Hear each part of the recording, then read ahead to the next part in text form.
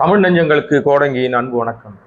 தாவேக அரசாங்கத்தினுடைய செயல்பாடுகள் ஒவ்வொரு நாளும் புது புது விஷயங்களை அவங்க பேசுனதை மாற்றி பேசுகிற சூழ்நிலை இப்போது உருவாகிட்டு இருக்கு.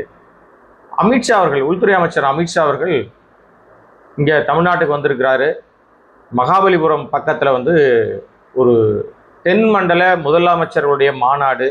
அதில் நம்முடைய முதலமைச்சர் சோசப்பு விஜய் முதல் முறையாக அவர் வெற்றி பெற்று முதலமைச்சர் ஆன பிறகு 2 முறை டெல்லிக்கு போயிட்டு வந்துட்டார். ஆனால் 2 முறையும் அவரை சந்திக்க அமித்ஷா அவர்கள் அனுமதி கொடுக்கல.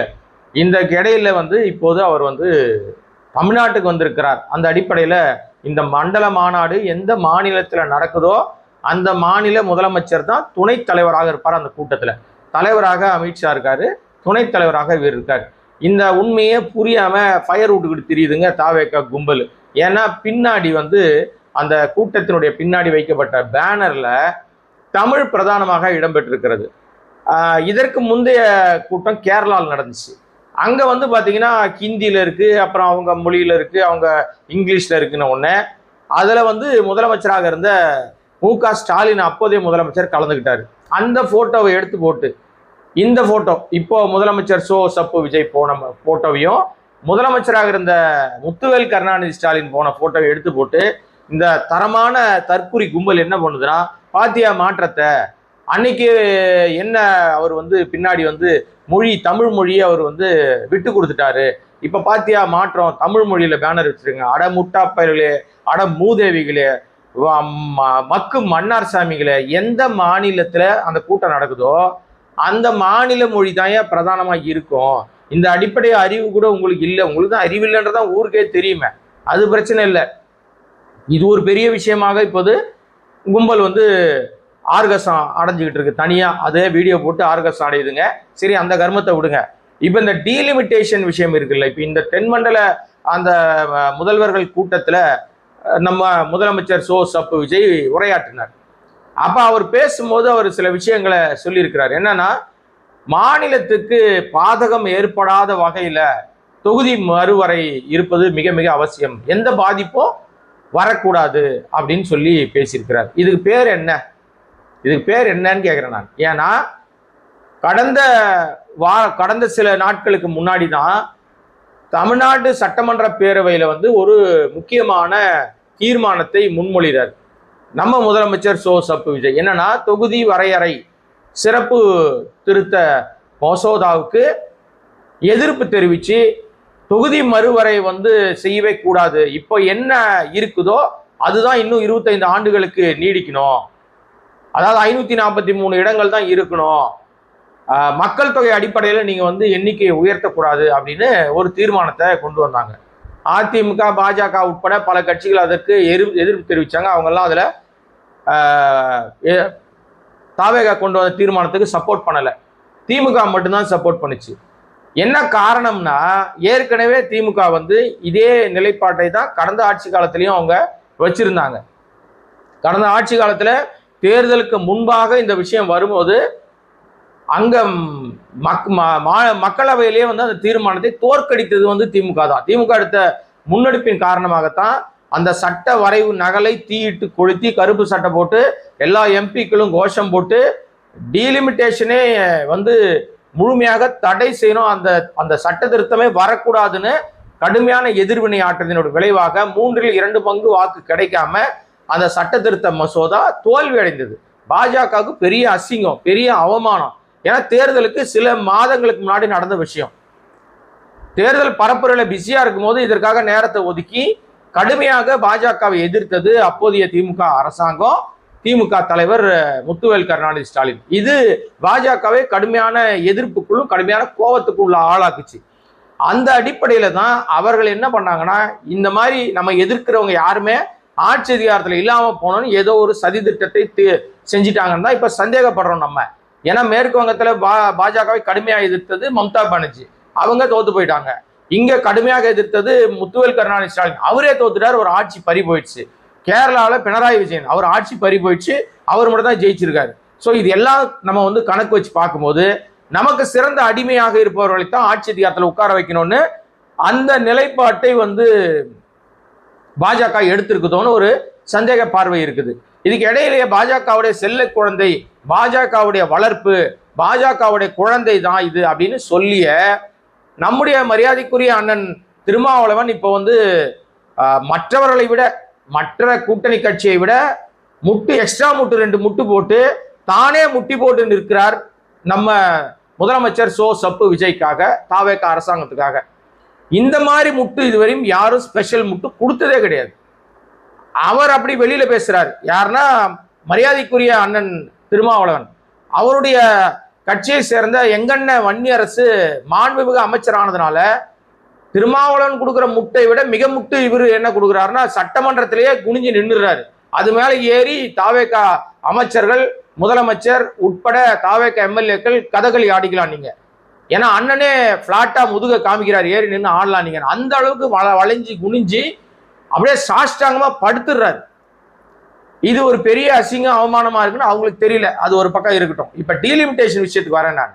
அந்த டீலிமிட்டேஷன் விஷயத்துல தொகுதி மறுவரையறை சட்ட திருத்தத்துல நோ டீலிமிட்டேஷன் என்பதுதான் பிரதானமான கோரிக்கையாக இருந்தது. யாருக்கு? யாருக்கோன்னு கிடையாது. நம்ம மாநிலத்தை ஆண்டு கொண்டிருக்கிற மைனாரிட்டி அரசாங்கமா இருக்கிற முதலமைச்சர் சப்பு விஜய், மரியாதைக்குரிய மாண்புமிகு சப்பு விஜயனுடைய அந்த செயல் திட்டத்துல எந்த மாற்றமும் இல்லைன்னு தனி தீர்மானம் வரைக்கும் சட்டமன்றத்துல நிறைவேற்றுறாங்க. No delimitation. நல்லா புரிஞ்சுக்கணும் மக்களே. இப்ப அமித்ஷா அவர்களை மாமல்லபுரத்துல சந்திக்கிறார் நம்ம முதலமைச்சர் மரியாதைக்குரிய மாண்புமிகு சப்பு விஜய். சந்திப்பின் போது அவர் ஒரு பூக்கூடை கொடுக்குறாரு. ஒரு டிஃபன் கேரியர் மாதிரி, இந்த ஸ்கூலுக்கெல்லாம் பசங்க எடுத்துன்னு போவாங்கல்ல சாப்பாடு கேரியர், அந்த மாதிரி எதையும் ஒன்று கொடுக்குறாரு. அது உள்ள என்ன இருந்ததுன்னு நமக்கு தெரியாதுங்க. கற்பனை குதிரையெல்லாம் நான் தட்டுறதெல்லாம் கிடையாது. பார்த்துக்கிட்டு இருக்க நீங்க உங்களுக்கு சந்தேகத்துக்கு என்னென்ன தோணுதோ அதெல்லாம் நீங்க வச்சுக்கலாம். ஏதாவது வந்து அவருக்கான சாப்பிட்ற பொருளா இல்லை வேற என்னலாம் எனக்கு தெரியலங்க. ஏதோ ஒன்று கொடுக்குறாரு, அதை சொல்லி கொடுக்குறாரு. இது உள்ள உங்களுக்காக ஏதோ ஒன்று வச்சிருக்கேன் அப்படின்னு சொல்றாரு. அந்த வீடியோலாம் இருக்கு, பார்த்தீங்கன்னா தெரியும். அவரை பார்த்தவொடனே பம்மி பதுங்கி ரொம்ப பயபக்தியாக அவர்கிட்ட பேசுறாரு அப்படின்னு எல்லாரும் பேசுறாங்களா. அது இயல்பாவே உள்துறை அமைச்சரை பார்த்தா எல்லாருக்குமே ஒரு பதட்டம், பயம் வந்துடும் அப்படின்வாங்க. ஆனா அதெல்லாம் ஒன்றும் கிடையாது. முதலமைச்சர் மரியாதைக்குரிய மாண்புமிகு சப்பு விஜய் அவர்கிட்ட ஏதோ ஒரு நினைவு பரிசை கொடுக்குறாரு. சரி, ரைட்டு. கொடுத்த பிறகு அந்த மீட்டிங்ல அவர் பேசுறதுக்கு இவரை போய் அவர் தான் கூப்பிட்டு வர்றார். அதுவும் வீடியோ இருக்கு. முதலமைச்சர் தான் நம்ம மாண்புமிகு மரியாதைக்குரிய சப்பு விஜய் தான் அறைக்குள்ள போய் அமித்ஷா அவர்களை கூட்டிட்டு வர்றார். அவர் முன்னாடி வர்றாரு, பின்னாடியே வர்றாரு. நம்மால் வந்தாரு, அவர் உட்கார்ந்தாரு. அவருக்கு வந்து மறுபடியும் அங்க ஒரு பரிசு கொடுக்குறாரு, சால்வை கொடுக்குறாரு, அப்புறம் ஒரு பூக்கூடை கொடுக்குறாரு. அதுக்கு கொடுக்கும் போதே கும்பிடு போடுறாரு. திருப்பி அமித்ஷா எந்த கும்பிடும் போடல. பூக்கூடை கொடுத்து முடிச்ச பிறகு சம்பிரதாயமா 2 பேரும் ஒருத்தர் கும்பிட்டுக்கிறாங்க. இதெல்லாம் சம்பிரதாயமா நடைபெற்ற விஷயங்கள். இதை நம்ம வந்து பெருசா விமர்சிக்க வேண்டிய அவசியம் இல்லை. எந்த முதலமைச்சரா இருந்தாலும் உள்துறை அமைச்சருக்கு கொடுக்க வேண்டிய மரியாதை அது ஒரு பெரிய விஷயம் இல்லை. ஆனால் அங்கே பேசிய பேச்சு தான். அப்ப சட்டமன்றத்துல யாரை ஏமாத்த தீர்மானம் போட்டீங்க? அது என்ன வடிவேல் பாணியில 6 மணிக்கு மேல ஆட்டோ ஓடாதுன்ற மாதிரி காலையில தானப்பா அப்பாவை நல்லா விதமா பாராட்டினா அது வேற வாய், இது வேற வாயின்ற மாதிரி சட்டமன்றத்துல ஒரு தீர்மானம். No delimitation. தொகுதி மறுவரை சட்டத்திற்கு தமிழ்நாடு அரசாங்கம் ஒத்துக்காது. ஏற்கனவே என்ன இருக்கிறதோ அதே அடிப்படையிலே 543 தொகுதி தான் இருக்கணும், அதுல எதையும் கூட்டக்கூடாது, குறைக்கக்கூடாது அப்படின்னு ஒரு தீர்மானத்தை போட்டு மக்களை எல்லாம் முட்டாளாக்கி பாஜகவை நாங்க எதிர்த்துட்டோம் பாருங்க, டீலிமிட்டேஷனை நாங்க எதிர்த்துட்டோம் பாருங்கன்னு சீனை போட்டு அதுக்கு பெரிய பாராட்டுரை பத்திரம்லாம் வாசித்து இசைக்கருவிலாம் வாசிக்க வச்சு கூட்டணி கட்சியை வச்சு எல்லாம் கோஷம் தட்டி மேஜை தட்டி ஆரவாரம் பண்ணிக்கிட்ட நம்முடைய மரியாதைக்குரிய மாண்புமிகு முதலமைச்சர் சப்பு விஜய் அமித்ஷா முன்னாடி பேசும்போது தொகுதி மறுவரையை சட்டத்துல தமிழ்நாட்டுக்கு எது நியாயமாக படுகிறதோ தங்களுக்கு தெரியாத சட்டம் ஒன்றும் இல்லை எஜமான் அவர்களே, அது என்ன இன்னைக்கு ரொம்ப ரோல் ஆகுது அப்படின்ற மாதிரி வடிவேல் ஒரு படத்துல சொல்லுவார்ல, அந்த மாதிரி அந்த மீட்டிங்ல அவர் பேசிய பேச்சு வந்து தமிழ்நாட்டுக்கு எது சரியாக வருமோ அதையே சொல்லிவிட வேண்டும், தங்களுக்கு தெரியாத சட்டம் ஒன்றுமில்லை, அதையே நீங்கள் வந்து உறுதியாக நிலையாக சொல்லிவிடுங்கள் அப்படின்ட்டு அந்த மாதிரி அந்த பாணியில பேசிட்டு வந்திருக்காரு. உடனே வெளியில ஃபுல்லா ஃபேர் டீலிமிட்டேஷனுக்கு தான் அவர் வந்து ஒத்துக்கிட்டாரு அப்படின்னு ஒரு பேச்சு பரவலாக அந்தர் பல்ட்டி அடிச்சிருக்கிறாரு நம்ம முதலமைச்சர் மரியாதைக்குரிய மாண்புமிகு சப்பு விஜய். அந்தர் பல்ட்டி அந்தர் பல்ட்டினா என்ன பல்ட்டி தெரியுமா? ஆடுறாராமா பல்ட்டி இல்லை, அதை விட சூப்பர் பவர் பல்ட்டி இது. அப்புறம் இந்த யூட்டன் அடிக்கிறதுன்னு ஒன்று கேள்விப்பட்டிருக்கீங்களா? போற வேகத்துல போற மாதிரி போய் யூட்டன் அடிச்சுட்டு வருவாங்கல்ல, அந்த மாதிரி எல்லா யூட்டன் வித்தையும் சினிமாவில் இருக்கிற மாதிரியே வந்து நடத்தி காட்டியிருக்கிறார் நம்ம மரியாதைக்குரிய மாண்புமிகு சோ சப்பு விஜய் அவர்கள். ஏன் இந்த மாதிரியான ஒரு நிலை எடுத்திருக்காரு அவர் அப்படின்னு சொன்னா வேற வழி இல்லை. ஏன்னா வச்சுக்கிட்டா வஞ்சனை பண்றாரு. அவரே மைனாரிட்டியில இருக்காரு. ஆட்சி இப்ப கவுருமா அப்ப கவுருமா, ஆதரவு கொடுப்பாங்களா கொடுக்க மாட்டாங்களா? இப்ப பாரு, எம்எல்ஏக்களுக்கு லஞ்சம்ன்ற பேர்ல கொடுத்தா, அதாவது பணமா கொடுத்தா அது லஞ்சம், காரா கொடுத்தா அது வந்து அவருடைய தொகுதி சேவை கொடுக்குறோம். எம்எல்ஏக்களுக்கு கார் கொடுக்கலன்னு எவன் ஆச்சான்? அயல் நாட்டில் படிக்கிற மாணவர்களுக்கு கொடுக்க நிதி இல்லையா? லட்சங்கள், சில லட்சங்கள் கொடுக்க நிதி இல்லையா? 200-300 கோடி ரூபாய் செலவு பண்ணி கார் வாங்கி கொடுப்பாராம். யார் அப்பா வீட்டு காசு? யாரை ஏமாத்த பாக்குறீங்க? அயோக்கியத்தனமா இல்லையா? மக்கள், பெண்கள் பாவம் நம்பிக்கையோடு எப்பவுமே பெண்கள் வந்து பாத்தீங்கன்னா சினிமாக்கார மேல அப்படியே ஒரு பயங்கர கிரேஸா இருப்பாங்க. அந்த அடிப்படையில் தான் புரட்சித் தலைவர் எம்ஜிஆர் எல்லாம் பயங்கரமா ரசிச்சாங்க.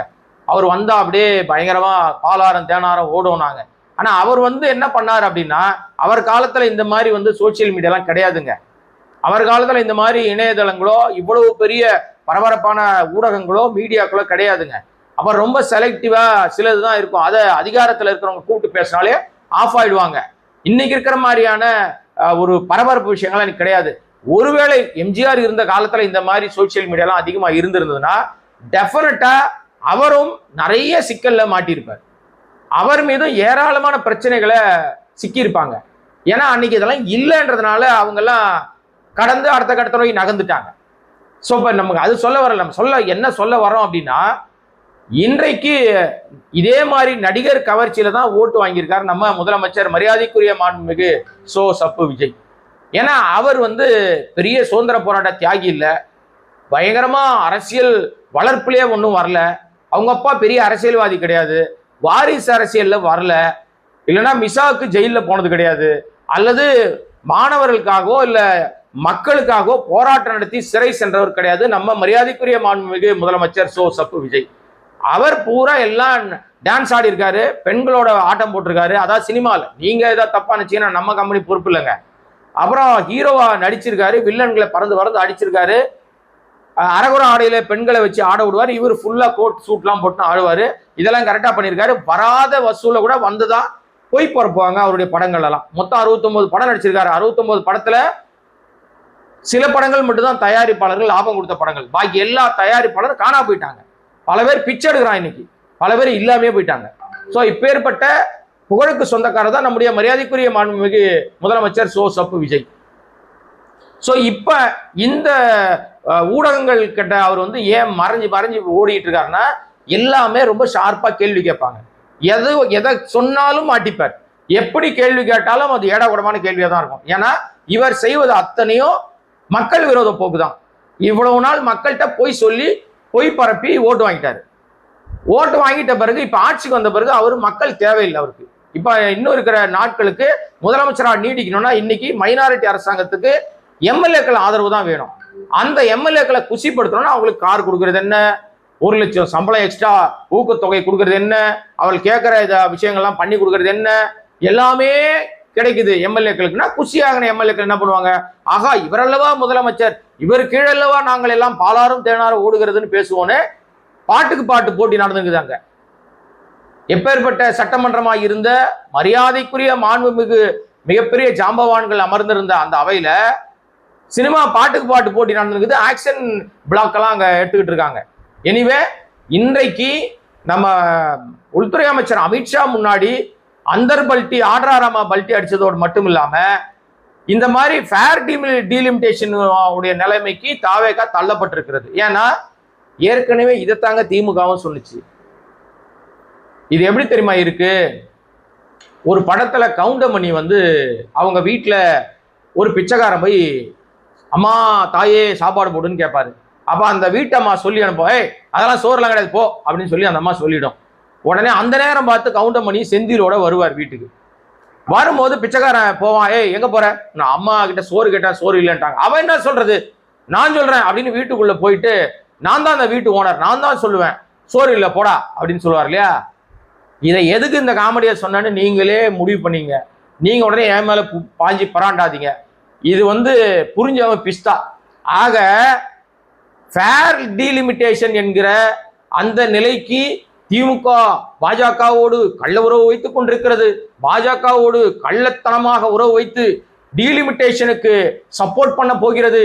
எனக்கு டெல்லியிலிருந்து ஒரு தகவல் வந்தது அப்படின்னு நம்ம இந்த அமைச்சர் ஆதவன் ஒருத்தர் இருக்கார். அவர் துறை சம்பந்தமா பேசவே மாட்டேங்கிறாரு. ஊர்ல இருக்கிற எல்லா துறையிலையும் பேசுறாரு. ரேஷன் அரிசி பத்தி இவர் ஏன் பேசணும்? சட்டமன்றத்துல ரேஷன் அரிசி பேசுறதுக்கு வெங்கட்ராமன் உணவுத்துறை அமைச்சர் இருக்காரு. அவரு ரேஷன் கடையை பத்தி, ரேஷன் அரிசி பத்தி கருப்பா செவப்பா பழுப்பா குண்டா சன்னமான அவர் பேசிக்கிட்டு போறாரு. பொதுப்பணித்துறை அதுல என்ன சம்பந்தம் இருக்கோ அதைத்தானே பேசணும்.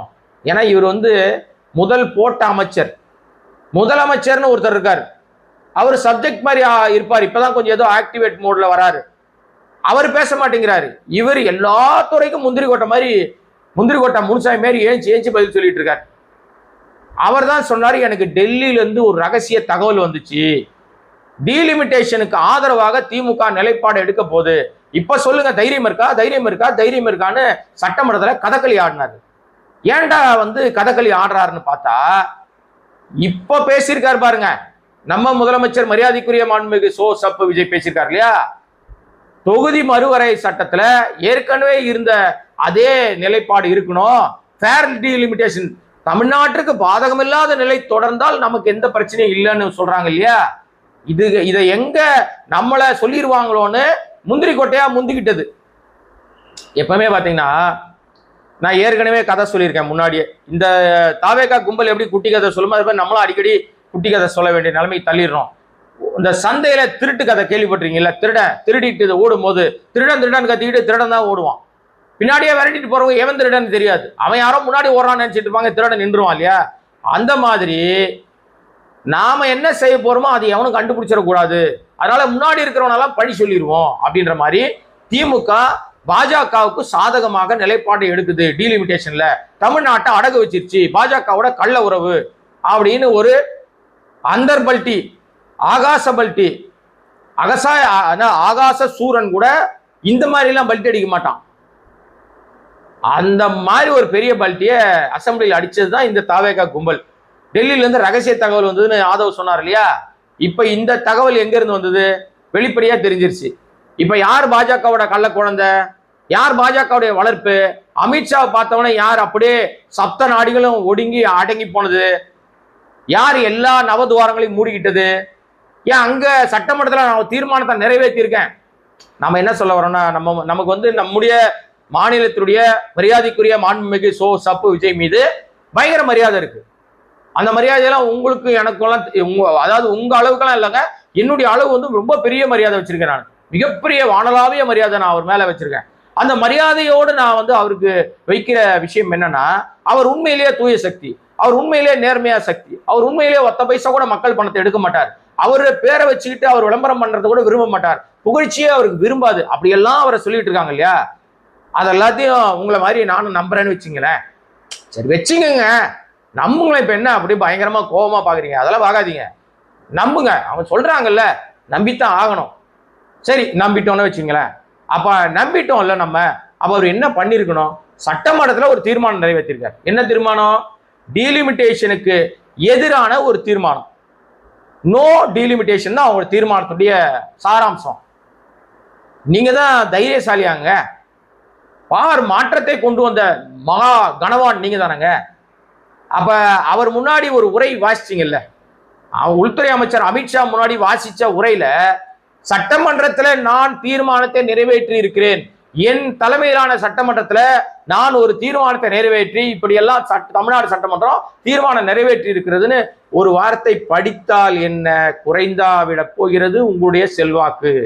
மரியாதைக்குரிய மாண்புமிகு முதலமைச்சர் சோ சப்பு விஜய் அவர்களே, ஏன் இதை படிக்கல அப்படின்னு ஒரு பத்திரிகையாளனாக ஒரு கேள்வியை முன்வைக்கிறேன். இதுல ஏதாவது தப்பு இருக்கா? மக்களே, பார்த்துக்கிட்டு இருக்க மக்களே, நீங்களே முடிவு பண்ணுங்க. அப்ப சப்த நாடிகளும் ஒடுங்கி போய் அமித்ஷா பார்த்தவொடனே எல்லாத்தையும் எல்லாம் மறைஞ்சிருச்சு, அப்படியே எல்லாம் அழிஞ்சிருச்சு. அங்க போன உடனே அப்படியே அவங்க என்ன சொன்னாங்களோ அதுக்கு ஏற்ற மாதிரியே டான்ஸ் ஆடிட்டு வந்துடுறது. இது என்ன மாதிரியான மனநிலை? பழி அடுத்த மேல போட்டுறது. திமுக பாஜகவோட கள்ள உறவு, கள்ள குழந்தை. உண்மையிலேயே இதையெல்லாம் தொடர்ந்து செஞ்சா, ஏன்னா பாஜக என்ன செய்ய நினைக்கிறதோ அதெல்லாம் விஜய் மூலமாக, நம்முடைய மரியாதைக்குரிய மாண்புமிகு முதலமைச்சர் சோ சப்பு விஜய் மூலமாக அவங்க தமிழ்நாட்டில் செஞ்சுக்கிட்டு இருக்காங்க. இப்ப மாணவர்களை ஒடுக்குகிற போராட்டம், கல்லூரிகளில் சுட்டறிக்கை அனுப்பின விஷயம், காக்ரோச் ஜனதா பார்ட்டியோட எந்த மாணவனும் கலந்துடக்கூடாது, கம்யூனிஸ்டுகள் யார் யாரா தேடி பிடின்னு சொன்ன விஷயமா இருக்கட்டும், மாணவ கல்லூரிகளுக்கு இடையில அனுப்பப்பட்ட சுற்றறிக்கை விஷயம், திருப்பி பெறப்பட்ட விஷயமா இருக்கட்டும், எல்லாம் எங்கிருந்து வந்தது உத்தரவுனா ஒன்றிய அரசாங்கத்துக்கிட்ட இருந்து வந்த உத்தரவின் அடிப்படையில் தான் இந்த உத்தரவுகள்லாம் இங்க அனுப்பப்பட்டுச்சு. அப்ப யார் கள்ள குழந்தை? பாஜகவுடைய கள்ள குழந்தை யாரு? மக்களே, எனக்கு தெரியல மக்களே. நான் எனக்கு தெரிஞ்சதெல்லாம் உங்ககிட்ட சொல்லிட்டேன். நீங்க இந்த ஆட்சியை பார்த்துக்கிட்டு இருக்கீங்க. 100 நாளை தாண்டி இந்த ஆட்சி போயிட்டு இருக்கு. இந்த ஆட்சியோட லட்சணம் என்னன்னு உங்களுக்கு நல்லாவே தெரியும். ஏன் டிராமா போடுறீங்க? நான் இந்த ஆட்சியாளரை கேட்கிறேன், ஏன் டிராமா போடுறீங்க? ஒண்ணு வெளிப்படையா இருங்க. நாங்க இப்படிதான் இருப்போம், இது எங்களுக்கான ஒரு நேரம், நாங்க இப்படிதான் இருப்போம், எங்க இஷ்டத்தெல்லாம் இருப்போம், உங்களை யாரும் எதுவும் செய்ய முடியாதுங்க அப்படின்னு நீங்க நினைச்சிட்டு இருக்கீங்க. மக்கள் எல்லாத்தையும் பார்த்துட்டு இருக்காங்க. ஸோ மக்கள் உங்களுக்கான சரியான எந்த நேரத்தில் அவங்க என்ன, ஏன்னா இவர் சொன்னார், நம்ம முதலமைச்சர் மரியாதைக்குரிய மாண்புமிகு சோ சப்பு விஜய் சட்டமன்றத்தில் சொன்னார், எப்ப நான் பேசணுமோ எப்ப எதை சொல்லணுமோ எனக்கு தெரியும், அப்ப நான் பேசுவேன்னு சொன்னார்.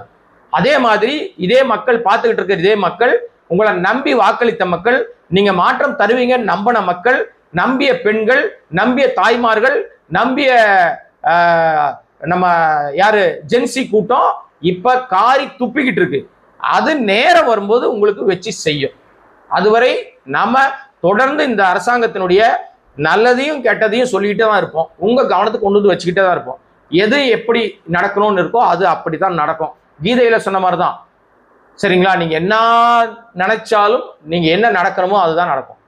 ஆக மக்களே, இதெல்லாம் நீங்களும் நானும் அனுபவிக்க வேண்டும் என்கிறது எழுதப்பட்ட விதி. அதை மாற்றவே முடியாது. நீங்க கடந்த 5 ஆண்டுகள்ல முத்துவேல் கருணாநிதி ஸ்டாலினுடைய ஆட்சி காலத்துல, அதற்கு முந்தைய திமுக ஆட்சிகள் இருந்தது இல்லையா, அதுக்கு முன்னாடி கருணாநிதி அவருடைய பல ஆண்டுகால ஆட்சிகள்ல இருந்ததை விட இந்த கடந்த 5 ஆண்டுகள்ல ஏராளமான திட்டங்கள், ஏராளமான நலப்பணிகளை திமுக செய்தது. ஆனாலும் இந்த மக்கள் திமுகவை தோற்கடித்திருக்கிறார்கள்.